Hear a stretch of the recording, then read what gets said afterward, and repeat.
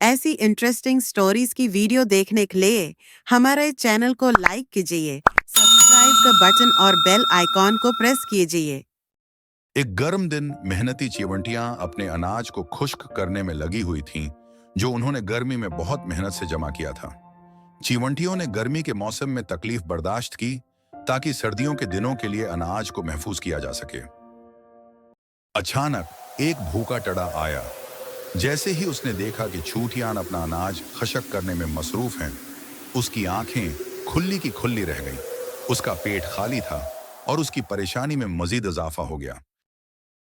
चिवंटियां एक पल के लिए रुकी और टिड्डे को हैरानी से देखा। उन्होंने गर्म मौसम में अपने खाने के लिए जो अनाज जमा किया था वो टिड्डे को नहीं दे सकती थी, जबकि टिड्डा अपने मेहनत के दिनों में खेल कूद में मसरूफ था। चिवंटियां आपस में एक दूसरे को देखती रहीं, लेकिन उन्होंने सोचा कि अब टिड्डे को समझाने का वक्त नहीं है।